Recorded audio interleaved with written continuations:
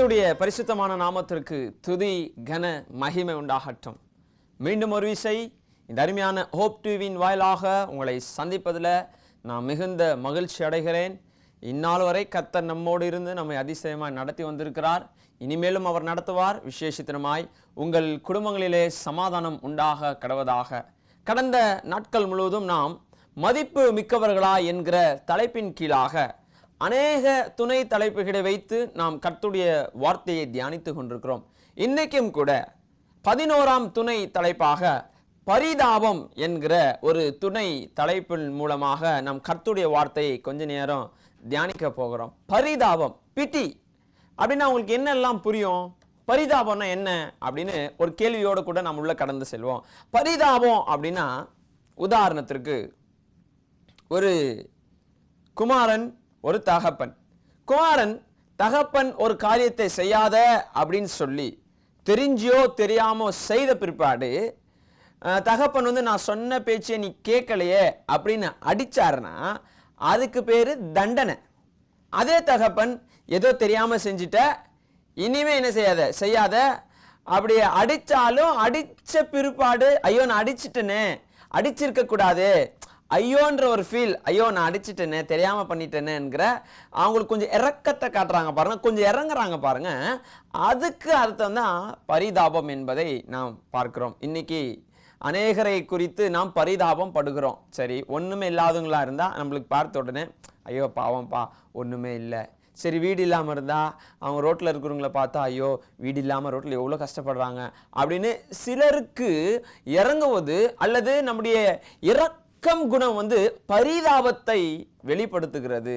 வேதாகமத்தில் ஆண்டவர் ஒரு முக்கியமான இடங்களில் 2 நபருக்கு ஒரே சூழ்நிலையில என்ன செய்கிறாரு? பரிதாபம் காட்டுகிறார். அந்த சூழ்நிலையை நீங்க அநேகர் படித்திருப்பீங்க. ஒரு பிரபலமான சூழ்நிலையா இருக்கிற நிமித்தம் நான் உங்களுக்கு அதை இப்ப குறித்து அநேகமாய் விளக்க ஆசைப்படவில்லை.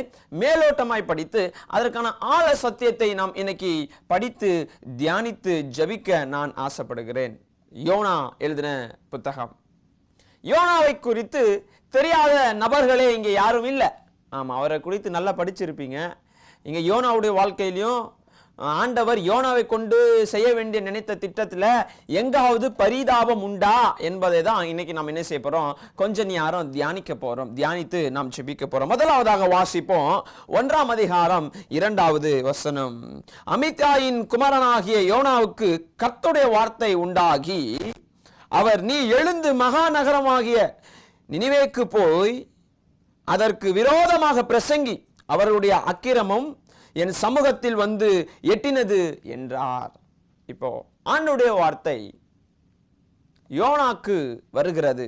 என்ன சொல்றாருன்னா, நீ எழுந்து மகா நகரமான நினிவேக்கு போ. ஏன் அப்படின்னா, அவங்க பண்ற அக்கிரமம், அவங்க செய்யற பாவம், அவங்க செய்யற எல்லா துர்மார்க்கத்தனும் என் சமூகத்து வரைக்கும் வந்திருக்கிறது. அதனால நான் அவங்களை அழிக்க போறேன், நான் தண்டிக்க போறதா நான் பிளான் பண்ணிட்டு இருக்கிறேன்.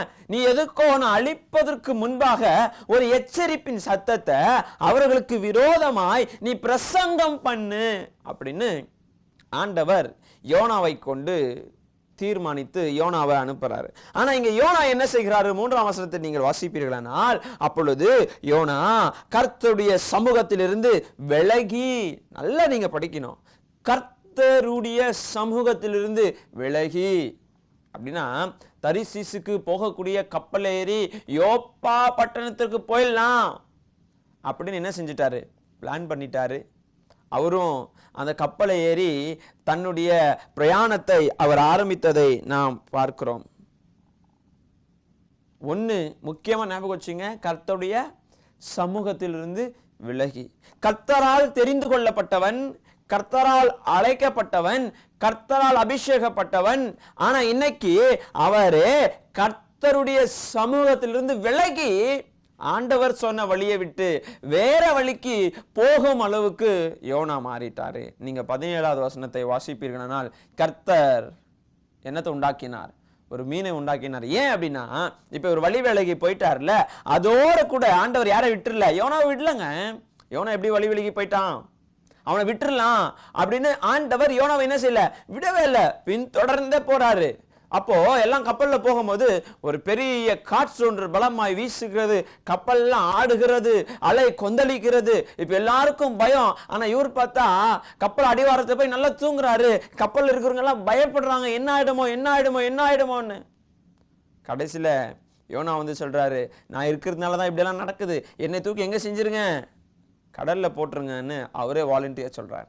சொன்ன பிற்பாடு இவரை எடுத்து கப்பலில் போடுவதை நாம் பார்க்கிறோம். போட்ட பிற்பாடு அந்த 17ஆம் வசனம் சொல்லுகிறது, ஒரு பெரிய திமிங்கலம், ஒரு பெரிய மீன் யாரை விழுங்குகிறது. ஆமா, யோனாவை விழுங்குகிறது. அவன் ராப்பகல் 3 நாளாய் மீனின் வயிற்றில் இருந்தான் பார்க்கிறோம். இப்போ மீன் வயிற்றுல பார்த்தீங்கன்னா அவன் இஷ்டப்பட்டதெல்லாம் அங்கே இருக்காது. முக்கியமா அவன் வாழ்க்கையில ஒரு வெளிச்சத்தை என்ன செய்ய முடியாது, பார்க்க முடியாது. இருள் அடைந்த சூழ்நிலையில யோனா இருந்தாரு. ஒரு பக்கம் யோனாக்கும் பசி, மறுபக்கம் மீனுக்கும் பசி. இப்போ மீனே தலைக்கெட்டு போய், இப்போ உதாரணத்துக்கு இப்படி ஒரு கற்பனை பண்ணி பாருங்களேன், மீனுக்கு தலைக்கெட்டு போய் மீன் சொல்லுது, எப்பா எப்பா யோனா, நீ சீக்கிரம் தீர்மானம் பண்ணு, நீ ஆண்டவருடைய வழிக்கு மறுபடியும் போறியா, இல்ல திருப்பி வழி தவறி போறியா, அவர் சமூகத்திற்கு போறியா, அவர் சமூகத்தை விட்டு வெளியே போறியா, தயவு செய்து நீ தீர்மானம் பண்ணு. நீ நல்லது தீர்மானம் பண்ணனா முன்னாடி இந்த கக்கிறேன், இல்லைன்னா நான் உன்னை பின்னாடி இந்த கக்க போறேன். அப்படி என்ன அர்த்தம், என்னால பசி தாங்க முடியாது, இதற்கு மேலவும் நீ என்ன செய்யாத, என்ன உபவாசம் வைக்காத, நான் எதனா சாப்பிட்டேன்னா நீ போயிடுவ, நான் சாப்பிடாதபடிக்கு நான் உபவாசத்தில் இருக்கிற வசிதான் நீ உள்ள உயிரோட இருக்கிற, அதனால சீக்கிரம் நல்லதே தீர்மானம் பண்ணு, நான் வாயால முன்னாடி இந்த கக்கிறேன் அப்படின்னு ஒரு கற்பனையை நீங்க நினைச்சு பாருங்க. அப்போ ஆண்டவர் யோனாவும் ஒரு பக்கம் உபவாசம், மீனும் ஒரு பக்கம் உபவாசம். ஒரு காரியத்தை நல்லா புரிஞ்சுக்கணும், இதுல மனுஷனுக்கு 6 அறிவு, மிருகங்களுக்கு 5 அறிவு. இது ரெண்டுத்திற்கு நீங்க வேறுபாடு பாருங்க. அறிவு உள்ளவன், ஒரு அறிவை காட்டிலும் இன்னொரு அறிவு அதிகமாய் உள்ள மனுஷன் கர்த்தருடைய சமூகத்தை விட்டு போனான். அறிவு குறைவுள்ள மிருகம் கர்த்தருடைய வார்த்தைக்கு கீழ்ப்பட்டதை நாம் காண்கிறோம். 5 அறிவுள்ள மிருகத்துக்கு தெரியுது கர்த்தருடைய வார்த்தை எவ்வளவு விசேஷித்தமானது, கர்த்தருடைய சமூகம் எவ்வளவு விசேஷித்தமானதுன்னு. ஆனா இன்னைக்கு கர்த்தருடைய வார்த்தையை அறிந்து கொண்டவர்களாய், தெரிந்து கொண்டவர்களாய், அவருடைய விசேஷித்தத்தை மறந்து அலைந்து துரிந்து கொண்டிருக்கிறோம். காரணம் என்ன தெரியுமா, அவருடைய வார்த்தையின் அந்த சமூகத்தின் மேன்மை நமக்கு தெரியலங்க. ஆனா சும்மா சொல்றேன், நான் மனுஷன், ஆண்டவர் எனக்கு 6 அறிவு கொடுத்திருக்கிறாரு, நான் கேட்கிறேன் என்ன பிரயோஜனம்? என்னதான் 6 அறிவு இருந்தாலும் அந்த 5 அறிவு உள்ள மீன் நம்ம தோத்து போயிட்டோம்ல. நம்ம ஆண்டவரோட பேச்சு கேட்கல, ஆனா அந்த மீன், 5 அறிவு உள்ள ஒரு மீன் ஆண்டவருடைய வார்த்தையை கேட்டதை நாம் காணுகிறோம். என் அன்பு தேவ ஜனமே, நீங்கள் தொடர்ந்து வாசிப்பீர்களானால் அது முடிந்த உடனே உபவாசம் எல்லாம் முடிஞ்சு 3 நாள் முடிஞ்சு யோனாவை மீன் கரையோரமாய் கக்கிட்டு தன்னுடைய வேலைக்கு அது போய்விடுகிறது. ஆனா இங்க மறுபடியும் நீங்கள் 3ஆம் அதிகாரத்திற்கு ஓடி வருவீர்களானால் அந்த 17ஆம் வசனத்தை நம்ம அப்பே போன முறை வாசித்தோம். இப்ப 3ஆம் அதிகாரத்துல 1, 2, 3 வசனங்களை நம்ம என்ன செய்ய போகிறோம், வாசிக்க போகிறோம். வாசிக்கிறேன், நீங்கள் கவனிங்க. 2ஆம் தடவை கர்த்தருடைய வார்த்தை யோனாவுக்கு வந்தது. ஃபர்ஸ்ட் எங்க வந்துச்சு? ஆமா, 1ஆம் அதிகாரத்திலே வந்துச்சு. யோனாவே, எழுந்து மகாநகரமான நினிவேக்கு போ. ஆனா அடுத்தடுத்து வாசிக்கும் பொழுது வேதம் சொல்லினது, அவன் கர்த்தருடைய சமூகத்தை விட்டு போயிட்டான். இப்ப அடுத்து நான் தொடர்ந்து வாசிக்கிறேன். நீ எழுந்து மகாநகரமாகிய நினிவேக்கு போய் நான் உனக்கு கற்பிக்கும் வார்த்தையை அதற்கு விரோதமாக பிரசங்கி என்றான். 3ஆவது வசனம், யோனா எழுந்து கர்த்தருடைய வார்த்தையின்படியே நினிவேக்கு போனான். புரிஞ்சுச்சீங்களா? 2 வித்தியாசத்தை பார்க்கிறோம். 1ஆம் அதிகாரத்தில் ஒரு வித்தியாசம், 3ஆம் அதிகாரத்தில் ஒரு வித்தியாசம். 1ஆம் அதிகாரத்தில் கர்த்தருடைய வார்த்தை உண்டாகினது, கர்த்தருடைய வார்த்தை வந்தது. ஆனா அந்த வார்த்தைக்கு கீழ்ப்படியாம வழி விலகி போன யோனாவாய் நாம் பார்த்தோம். கர்த்தருடைய சமூகத்தை விலகி போயிட்டான். இப்ப இங்க 3ஆம் அதிகாரத்தில் வாசிக்கும் பொழுது அதே வார்த்தை 2ஆம் தடவை யோனாவை நோக்கி வருகிறது. ஆனா இப்போ யோனா கர்த்தருடைய வார்த்தையின்படியே அவன் நினிவேக்கு புறப்பட்டு போனான். என்ன காரணம்? அப்ப ஏன் போல, இப்ப ஏன் போனாரு? அங்க ஆண்டவருடைய சமூகத்தை ஏன் விட்டு போனாரு, இப்ப ஏன் ஆண்டவருடைய சமூகத்தை விட்டு போல? வித்தியாசம் உண்டு. முத இயேசு கூட இருந்தாரு, அருமை தெரியாம போயிடுச்சு. அப்போ இயேசு கூட இருக்கிற அருமை தெரியாம, ஆண்டவருடைய சமூகத்தில் இருக்கிற அருமை தெரியாம எப்போ சமூகத்தை விட்டு போனானோ அவன் வாழ்க்கையில பிரச்சனை ஆரம்பிச்சிச்சு. எங்கிருந்து பிரச்சனை ஆரம்பிச்சிச்சு? கப்பல்லே ஆரம்பிச்சிச்சு. ஆண்டவருடைய சமூகத்தை விட்டு போன உடனெல்லாம் பிரச்சனை வராது. நீங்க நினைப்பீங்க, நான் ஆண்டவருடைய சமூகத்தை விட்டு ரொம்ப நாள் ஆகுதே, இன்னும் பிரச்சனை வரலையே. பொறு தம்பிப்பா, தங்கச்சி பொறு, பிரச்சனை வரும். அவர் போய் கப்பலின் அடிவாரத்தில் நல்லா தூங்கின்னு இருந்தார். அப்ப நினைச்சிருக்கலாம், நானுடைய சமூகத்தை விட்டு வந்திருக்கிறேன், ஆண்டவர் ஒன்றும் பண்ணலன்னு. கொஞ்ச நாள் கொஞ்ச நேரம் அப்படி இருக்கும், மறுபடியும் ஆரம்பிக்கும். கடல் கொந்தளித்தது, காற்று பலமாய் வீசினது, கப்பல் ஆட ஆரம்பித்தது, முழுகுகிற சூழ்நிலை. எதிர்பார்த்தாரா? ஒரே பயம், கலக்கம், திகில். அதற்கு மேலாக கடைசியில தூக்கி கப்பல்ல இருந்து கடல்ல போடுறாங்க. இப்ப மீன் வயிற்றுல போயிட்டாரு. இருள். எப்போ நம்முடைய வாழ்க்கையில இருள் சூழ்ந்து கொள்ளும் அப்படின்னா, எப்போ கர்த்தருடைய சமூகத்தை விட்டு விலகிறோமோ அப்போ நம்முடைய வாழ்க்கை இருளால நிரப்பப்படும். இன்னைக்கு அநேகருடைய வாழ்க்கை இருளில் இருக்குதா? நீங்கள் இருளில் சிக்கி கொண்டிருக்கிறீர்களா? இருளில் நீங்கள் தவித்து கொண்டிருக்கிறீர்களா? மனதில் வைத்துக் கொள்ளுங்க. ஏன் உன் வாழ்க்கையில இருள் வருதுன்னா, ஏதோ ஒரு இடத்தில் நீ கர்த்தருடைய சமூகத்திலிருந்து நீ வெளியேறி இருக்கிறாய். ஆண்டவருடைய சமூகத்தை விட்டு நீ வெளியே வந்ததுனால இன்னைக்கு உன் வாழ்க்கை இருள்ல இருக்குது. ஆனா ரெண்டாவது தடவை அவருடைய வார்த்தை வந்தபோது அவர் ஏன் புறப்பட்டு போனார்னா, யோனாக்கு தெரியும், மறுபடியும் நான் வழி தவறி போனேன்னா என்னால கஷ்டப்பட முடியாதேப்பா சாமி, ஆண்டவருடைய பேச்சு கேட்பதுதான் நல்லது, அவர் சமூகத்துல இருக்கிறதா நல்லதுன்னு புரிந்து கொண்ட யோனா அவருக்கு வார்த்தையின்படியே நினிவேக்கு போனான் என்று அழகாய் வார்த்தை சொன்னது. அது முடிந்த பிற்பாடு நினிவேக்கு போறாரு, பிரசங்கம் பண்றாரு. அங்க இருக்கிற ராஜாக்கள், ஜனங்கள் எல்லோரும் அந்த வார்த்தையை விசுவாசித்து உபவாசித்து மனம் திரும்பினார்கள் என்று வேதம் நமக்கு தெளிவா சொல்லிடுச்சு. எல்லாரும் அந்த வார்த்தையை கேட்டாங்க, எல்லாரும் விசுவாசித்தாங்க, எல்லாரும் மனம் திரும்பினாங்க. எல்லாரும் மனம் திரும்பின பொழுது ஆண்டவருக்கு மிகுந்த சந்தோஷம். ஆனா யோனாவுக்கு அது துக்கத்தை கொண்டு வந்தது. நீங்கள் அடுத்தடுத்து தொடர்ந்து வாசிப்பீங்களா, உங்களுக்கு நல்லா புரியும். யோனாவுக்கு துக்கம் ஆயிடுச்சான். ஏன் அப்படின்னா, யோனா அதுல சந்தோஷமே படல. அப்போ யோனா என்ன சொல்றாரு என்பதை நாம் பார்ப்போமா? அந்த 4ஆம் அதிகாரத்துல 2ஆம் வசனம், கர்த்தரை நோக்கி விண்ணப்பம் பண்ணி, கர்த்தாவே, நான் என் தேசத்தில் இருக்கும் போதே நான் இதை சொல்லவில்லையா? இது நிமித்தம் நான் முன்னே தரிசிசுக்கு ஓடி போனேன். நீர் இரக்கமும் மன உறக்கமும் நீதிய சாந்தமும் மிகுந்த கிருபை உள்ளவரும். எவ்வளவு அழகா சொல்றாரு பாருங்க. இப்ப யோனா ஆண்டவரை பார்த்து சொல்றாரு, ஆண்டவரே, நீங்க உங்க ஜனங்களுக்கு இரக்கம் காட்டுவீங்கன்னு எனக்கு முதல்ல தெரியும். அதுதான் நான் என் தேசத்தில் இருக்கும் போதே உங்களுக்கு சொன்னேன். நீங்க இப்படிதான் அழிப்பேன்னு சொல்லுவீங்க. ஆனா உங்க பிள்ளைங்க கொஞ்சம் மனம் திரும்பிட்டா, கொஞ்சம் மனம் மாறிட்டா, நீங்க என்ன செஞ்சிருவீங்க? இரக்கத்தை காட்டிடுவீங்க. நீங்க அவங்கள மன்னிச்சிருப்பீங்க, அழிப்பீங்கன்னு நினைப்பீங்க. ஆனா அவங்க மனம் மாறியதை பார்த்து நீங்க அழிக்கிறத விட்டுருவீங்க. நீங்க அவ்வளவு பேர் இரக்கமுள்ள தேவன், மன உருக்கமுள்ள தேவன், நீதிய சாந்தம் உள்ளவர், மகா கிருபை உள்ளவர் என்பது எனக்கு நல்லாவே தெரியும். அதனாலதான் நான் இங்க வரமாட்டேன் அப்படின்னு சொல்றாரு. இப்போ ஆண்டவருக்கு ஒரு பக்கம் சந்தோஷம், ஒரு பக்கம் கவலை. என்னடா, ஒரு மகா நகரத்தையே நான் அழிக்கணும்னு நினைச்சேன், இப்போ அவங்க மனம் திரும்பிட்டாங்க, அவங்கள நான் அழிக்காதபடி எப்படி ரட்சித்து கொண்டேன், காரணம் அவங்க மனம் திரும்பிட்டாங்க. எனக்கு ஒரு பக்கம் இதை கண்டு சந்தோஷம். ஆனா யோனாவுக்கு இதுல சந்தோஷம் இல்லையே, இவனுக்கு எப்படி இதை புரிய வைக்கிறது அப்படின்னு ஆண்டவர் ரொம்ப யோசிக்கிறார்.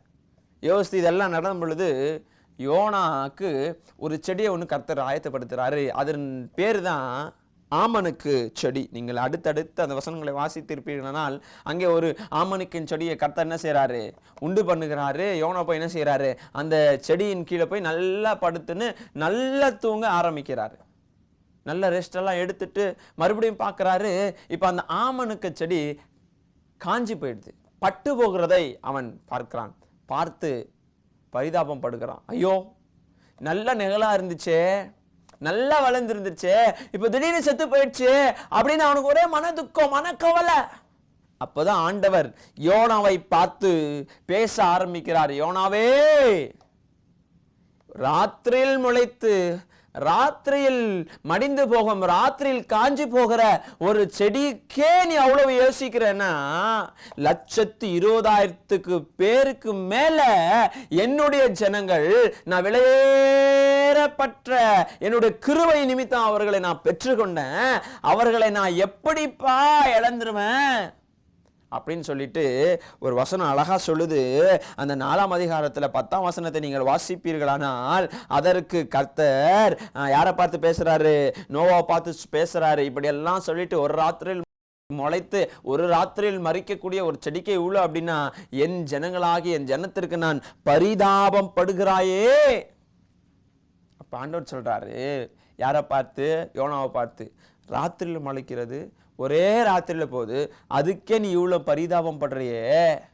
என் ஜனங்கள், என் பிள்ளைங்க அழிஞ்சு போவதை பார்க்கிறேன், அழிஞ்சு போக கூடாது என்பதனால என் எண்ணம், அவர்களை குறித்து நான் பரிதாபம் படக்கூடாதா என்கிற அருமையான ஒரு தெளிவைய யாருக்கு உண்டு பண்ணாங்க? எஸ், ஆண்டவர் யோனாக்கு உண்டு பண்ணாரு. இப்ப யோனாவோட இன்டென்ஷன் என்ன இருந்திருக்கும்? பாவம் பண்ணுங்க எல்லாம் அழிச்சு போட்டுருங்க, இவங்கெல்லாம் எப்படி இருந்தாலும் அழிச்சு போட்டுருணும் அப்படின்னு அவர் வந்திருப்பாரு. ஆனா ஆண்டவர் அப்படியேப்பட்டவர் அல்ல. 2 பேருக்கு பரிதாபம் காட்டினார். ஒன்று, யோனா வழி விலகி போன போது அவன் மேல் பரிதாபம் காட்டாம, நீ வழி விலகியா போடா, நீ எப்படி போறே போ, உனக்கு கஷ்டம் நஷ்டம் துயர துன்பம் எவ்வளவு வந்தாலும் நீயே அனுபவி அப்படின்னு ஆண்டவர் அவரை அங்கே விடுவில்லையே. என்ன நடந்தாலும் அழகா அந்த மீன் வயிற்றுல கூட கண்மணி போல பாதுகாத்து, தேவைகளை கர்த்தர் சந்தித்து 3 நாள் உபவாசத்தில் வைத்து கக்கின பிற்பாடு கூட ஒன்றும் நடக்காமல் சுகமாய் நலமாய் அவன் வாழ்ந்திருந்ததை நாம் பார்த்தோம். கர்த்தருடைய பரிதாபம் யோனாவை ரட்சித்தது, யோனாவை காப்பாற்றினது. கர்த்தருடைய இரக்கம் யோனாவோட இருந்துச்சு. யோனாவோட கூட மாத்திரம் இல்ல, நினிவே தேசத்தார் மேலேயும் இருந்துச்சு. ஐயோ, என் பிள்ளைகள் மடிந்து போய் கொண்டிருக்கிறார்களே, ஐயோ என் பிள்ளைகள் அழிந்து கொண்டிருக்கிறார்களே. ஆண்டவர் நமக்காய் பரிதாபம் படுகிற போதே நம் மனம் திரும்பிட்டோம்னா, நம்மை விட மேன்மையான பிள்ளைகள், அதை விட மேன்மையான ஆசீர்வாதம் இந்த உலகத்துல வேற இல்ல. ஆண்டவர் நம்மை பார்த்து பரிதாபம் படுகிறாரு. ஐயோ என் பிள்ளை, ஐயோ என் மகன், என் மகள், நம்ம கஷ்டத்தை பார்த்து நம்ம கூட பிறந்தவங்க கஷ்டப்படுறாங்களோ இல்லையோ, ஆனா கர்த்தர் அதை பார்க்கிறார். என் புள்ள கஷ்டப்படுது, என் பையன் கஷ்டப்படுறானே, என் பொண்ணு கஷ்டப்படுறாளே, இவனுக்கு நீ கஷ்டம் கொடுக்க கூடாது அப்படின்னு கர்த்தர் நமக்காக பரிதாபம் படுகிற தேவனாய் இருக்கிறாரு. அவர் பரிதாபம் படுகிற தேவனாய் இருந்தாலும் அதை நாம் ஏற்றுக்கொள்ளாமல் நம்முடைய இஷ்ட போக்கின் வாழ்க்கையில, நம்மளுக்கு இஷ்டம் வந்த பாதையில ஏதோ கடவைக்கு என்று ஒரு வாழ்க்கையை இன்னைக்கு எதற்காக வாழ்ந்து கொண்டிருக்கிறோம்? ஆசபாசங்களுக்காக, நம்முடைய தேவைகளுக்காக, நம்முடைய எண்ணங்களுக்காக, நம்முடைய நிறைவேற்றுதலுக்காக இன்னைக்கு வாழ்ந்து கொண்டிருக்கிறோம்.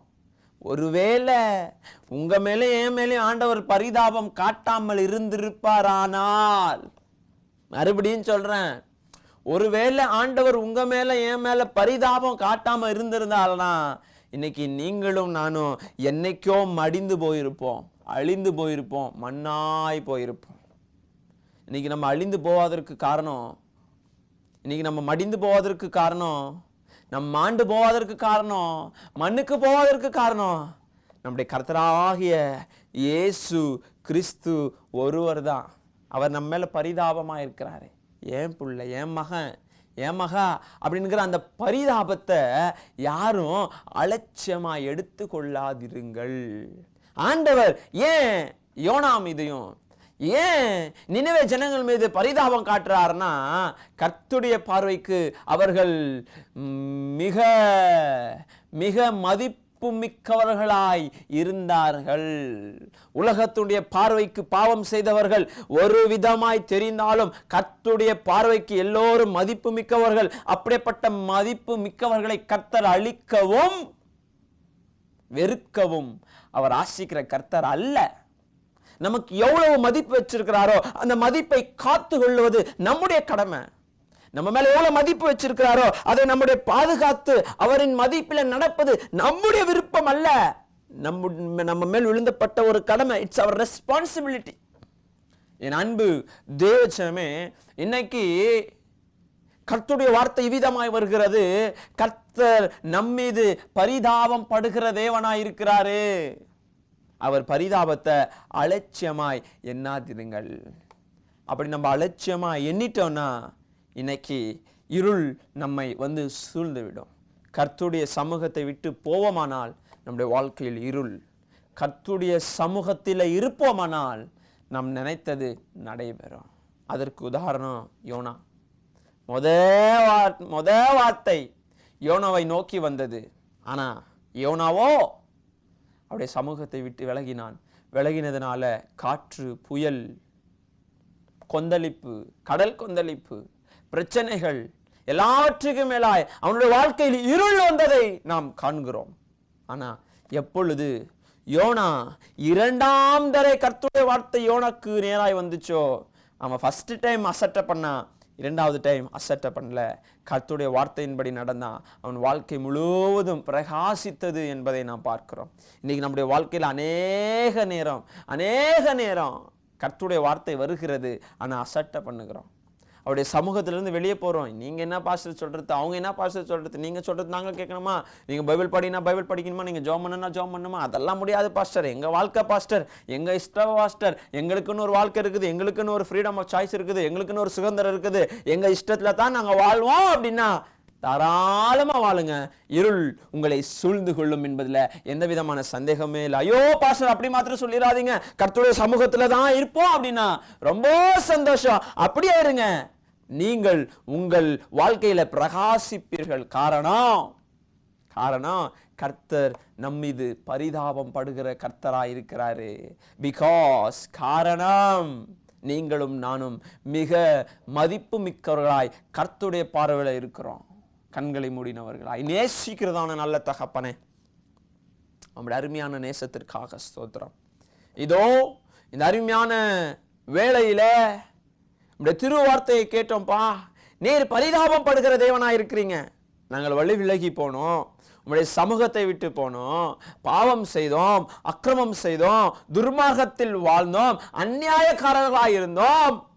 ஆனாலும் உம்முடைய பரிதாபம் இன்னைக்கு எங்களை மாற்றிருப்பதனால ஸ்தோத்திரம்பா. எத்தனையோ முறை வழி விலகின போது வாழ்க்கை இருளில் சிக்கி கொண்டிருந்தது. இன்னைக்கு ஏன் என் வாழ்க்கை இருள் இருக்குதுன்னா நான் வழி விலகி போயிருக்கிறேன், சமூகத்தை விட்டு போயிருக்கிறேன். ஆனா இன்னைக்கு தெரிஞ்சுக்கினேன், நான் கர்த்தருடைய சமூகத்தை விட்டு போகாமல் அவர் சமூகத்துல வாழ்வேனா என் வாழ்க்கையில இருள் இருக்காது. அப்படி யாராவது வாழ்க்கையில இருள் இருக்குமானால் நசரேயனாகிய இயேசுவின் நாமத்தினால் எல்லா பிள்ளைகளுடைய இருளை நீர் நீக்குவீராக. இயேசுவின் நாமத்தினால் இருளை நீக்குங்க, வெளிச்சத்தை உண்டாக்குங்க, உங்களுடைய சமூகத்துல பாதுகாத்து கொள்ளுங்க. தாழ்த்துகிறோம், ஒப்பு கொடுக்கிறோம், இயேசுவின் நாமத்தில் ஜெபிக்கிறோம் நல்ல பிதாவே, ஆமென். என் ஆத்துமாவே கர்த்தரை ஸ்தோத்திரி, என் முழு உலகமே அவருடைய பரிசுத்த நாமத்தை ஸ்தோத்திரி. என் ஆத்துமாவே கர்த்தரை ஸ்தோத்திரி, கர்த்தர் செய்த சகல உபகாரங்களையும் மறவாதே. ஆமென், ஆமென். Praise the lord. கர்த்தர் உங்களை ஆசீர்வதிப்பாராக. Praise the Lord.